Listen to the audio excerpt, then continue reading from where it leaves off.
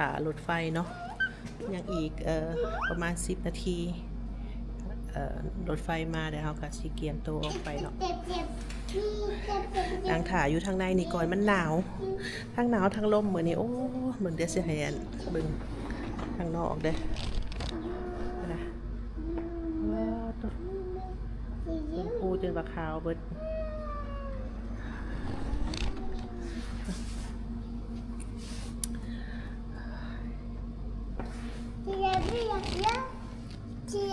สบายดีพี่น้องเลยไหมลูกสบายดีโอ้ยสบายดีท่านผู้ชมเนาะตอนนี้เขากันอยู่รถไฟแล้วสิเข้าไปในเมืองเนาะสบายดีถูกยางงามๆไหมถูกยางปากซ่องยังก่อนนู่นยังสาวเล่ายัง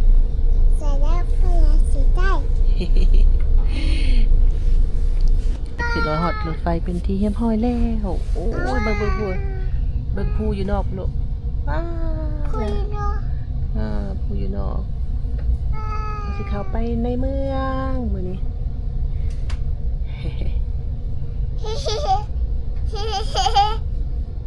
กับบ่มีหยังหลายเนาะออกมาไปในเมืองนั่นแหละสิไปโรงเรียนคือเก่าเนาะนั่งรถไฟมื้อนี้เพราะว่าฝนมันตกช่วงเช้าธรรมดากะขี่รถเมล์บางมื้อเนาะสลับกันไปกันมาแต่ว่ารถเมล์โซนนี้มันมาซ่านะก็เลยมาขี่รถไฟดีกว่าแต่ว่ามันก็ต่างกันหน่อยหนึ่งเนาะคันว่าเขาขี่รถเมล์เขาก็ได้ต่อ2 เที่ยวได้ฮอดบอนโรงเรียนไว้นะแบบถ้าเขามาขี่รถไฟแล้วเขาสิก็สิได้ยางไกลหน่อยหนึ่งหรือว่าคันสิต่อรถเมล์อีกเท่านึงกับมันก็สิได้ยางที่เก่าค่ะนะโอ้ยลูกก็จะเป็นดื้อเบิ่งไว้ค่ะนะชีวิตแม่ลูกอ่อนเอาลูกไปโรงเรียนนำมึงไหมผู้ใหญ่ถ่าเดือน9ผู้ใหญ่นอกเพิ่นจักสิเข้าโรงเรียนอดทนไปก่อนใครแต่บ่เรียนภาษาเพิ่นน่ะให้เด็กน้อยไปนำเนาะเราก็บ่ค่อยดื้อหลายก็โอเคพอไปได้แต่ว่าส่วนนี้อยากดื้อแฮงละเป็นใหญ่ละตอนยังน้อยๆนี่โอเคอยู่เลี้ยงง่ายสบายใหญ่แล้วเริ่มแบบเข้าใจเริ่มบ่อยากฟังละอีกจังหน่อยนี่แห้งสิยากตื่นเนาะเห็นข้างนอกนะภูเขาขนาดเลยอากาศเย็นๆด้วยนี่นะขนาดว่าประมาณระดับ10 องศานี่เย็นๆจ้อยๆว่ามันฝนตกเนาะมันเลยเห็นให้อากาศเย็นลงหลายอ้าวโพลารีจะเห็นยังไงลูกบอกขึ้นเอาลงไหมจะเป็นมันหนีบมือหันอ้าวพ่อปะนี่นะมาตอนนี้ก็ออกมาเตะรถไฟเลยเนาะเตรียมตัวอย่าง อย่างต่อพี่สิบเอารถเมล์เนาะเดี๋ยวฟังเบิ่งก่อนยังมีเวลาหลายอยู่อีก1 ชั่วโมงเพราะว่าเฮามาฮอดไวเบิ่งก่อนว่าสิเอาจังใดดีคันไปรถเมล์ต่อนี่ก็สิบ่หนาวหลายเนาะ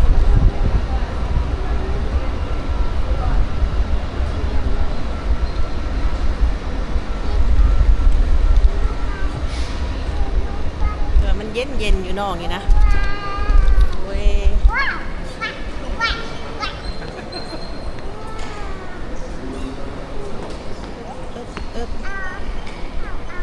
พากัน1 โมงยัง10ตอน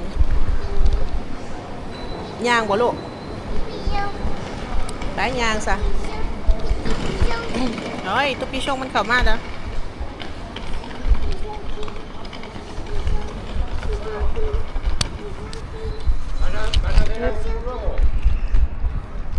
มาทางด้านนอกแล้วนี่สิพาลูกย่างก็นี่เวลา1 โมงเพราะว่านั่งอันนี้เราพลังงานหลายนี่นะเราบ่ยอมอยู่ล้อนี่เอาล้อให้เราขี่เราก็บ่ยอมขี่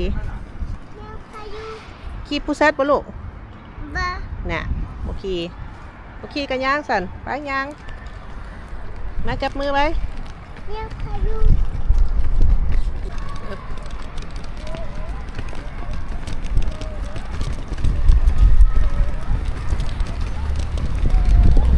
ห่างหายไปหลายมือเนาะบ่ได้ถ่ายคลิปวิดีโอหยังลงเลยเพราะว่ายากเนาะ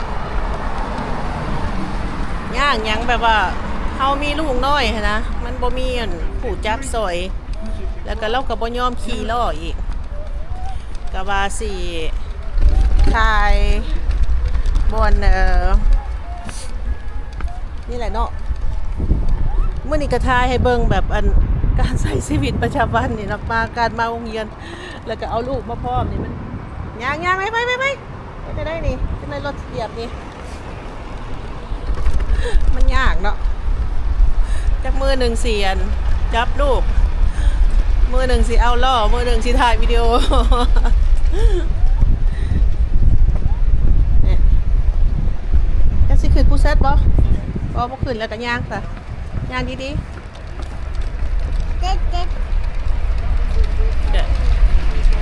ประมาณนี้เนาะแต่บ่ได้ไปหล่อไซส์2เนี่ยมันฝนตก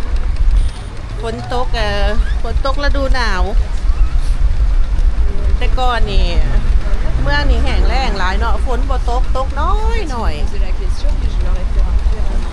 4-5 ปีผ่านไปแล้วอันนี้เหตุการณ์เปลี่ยนแปลงเมื่อฝนตกยามหนาวไปมากกันหยุ่งยากเนาะ2 มื้อก่อนนี่ก็บ่ได้ออกมาโรงเรียนพักอยู่บ้านเพราะว่าฝนตกลิ้นตกแห้งอ่ะนะตกแบบลิ้นมือเลย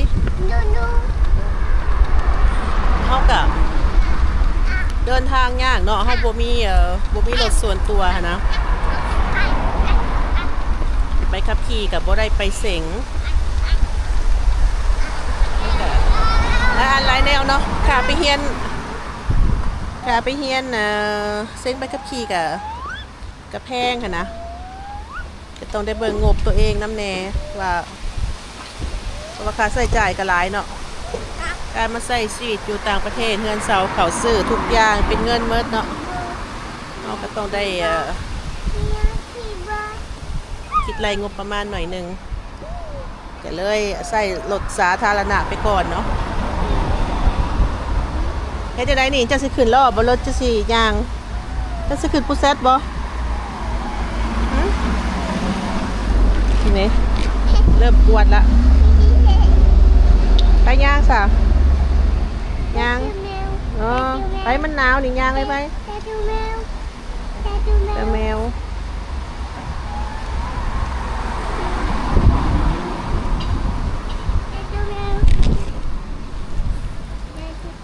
เอามาใส่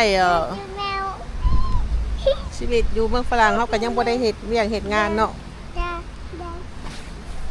มันก็ค่อนข้างยากหน่อยนึงแล้วก็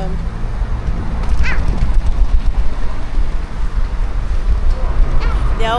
ปีนี้ก็สิลองพยายามเบิ่งเนาะสิเฮียนแล้วก็ศึกษาเรื่องกฎระเบียบจราจรของเมืองฝรั่งไปเนาะแล้วก็สิเซ็งเอาไปขับขี่ให้มันได้เนาะแต่ว่าอยู่บางลาวนี่เขาก็ขับรถเป็นแล้วเนาะแต่ว่าไปขับขี่ของประเทศลาวนี่นะเพิ่นบ่สามารถเปลี่ยน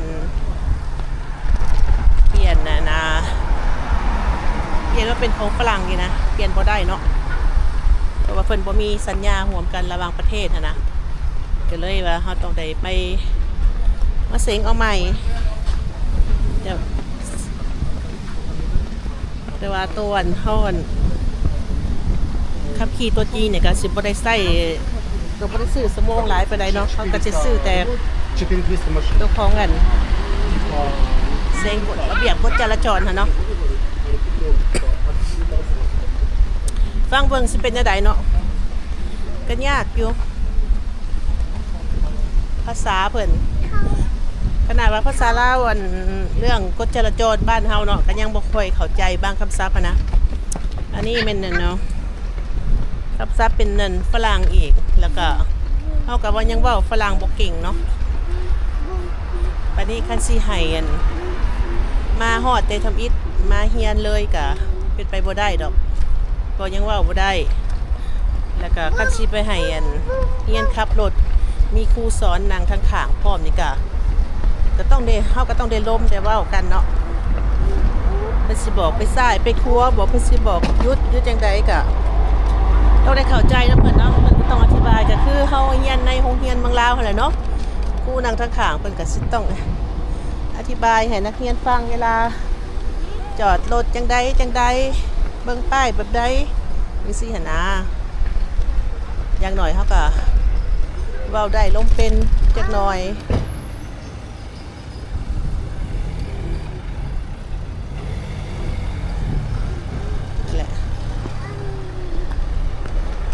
แล้วข้ามทางไม่ข้ามทางรถมานี่ไม่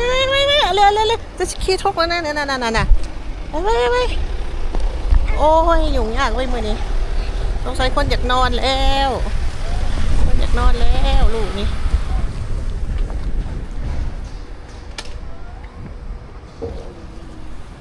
เดี๋ยวมาเล่าต่อนะจักเว้าฮอดใส่แล้วเมื่อกี้นี้โอเคสิสรุปเลยก็คือว่าตอนนี้ก็ขี่รถสาธารณะไปก่อนเนาะแบบรถไฟหรือรถเมล์ประจำทางนี่ไปก่อนแล้วคอยหาวิธีทางเสียงเอาใบขับขี่ให้ได้เนาะแล้วก็เบิ่งสองทางหารถเป็นของตัวเองและเพื่อก็เพื่ออนาคตนะเนาะว่าบ่ได้หลังจากที่ว่ามาจับมือไหมจับมือหลังจากเฮาเรียนจบภาษาแล้วเนาะเท่ากับเพื่ออยากสอบงานอะไรบ่ขึ้นลงมา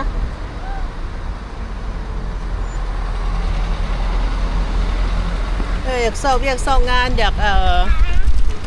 ส่งลูกไปโรงเรียนเนาะมันก็ง่ายขึ้นนะ เดี๋ยวถามเบิ่งตัวจริงเนาะว่าสิเป็นยังไงอันนี้ก็วางแผนไว้คร่าวๆก่อนประมาณนี้แหละซึ่งว่ามันยุ่งยากหลายเนาะคันสมมุติว่ามีแต่ตัวเองค่ะนะกับบนสิอยู่บนยุ่งบันไดแต่ว่าอันนี้มันมีลูกน้อยแล้วก็มันจะต้องได้เบิ่งแย่งไปน้ำกันเนาะจะได้กับFC เฮาก็อย่าเฝ้าลืมกันเด้อเนาะ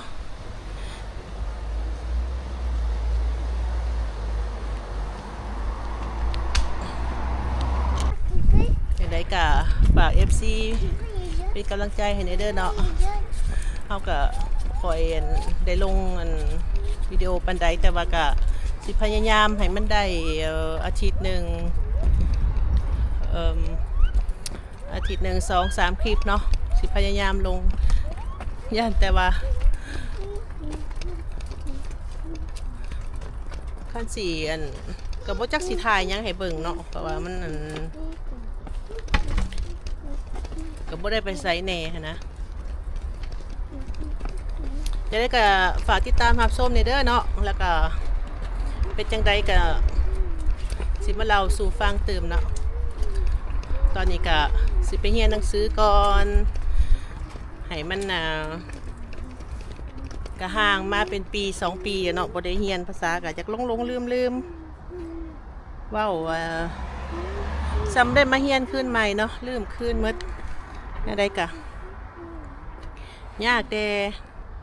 การปากเว้ากะแต่สิพยายามเฮ็ดให้มัน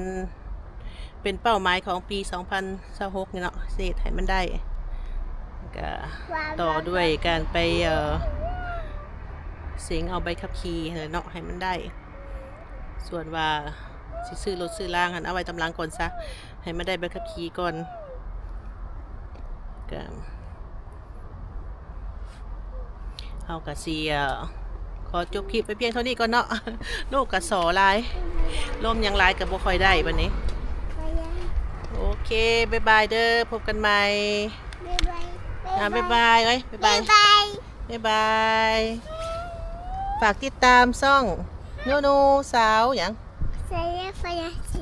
เนี่ยเด้อทุไว้ทุบายBye.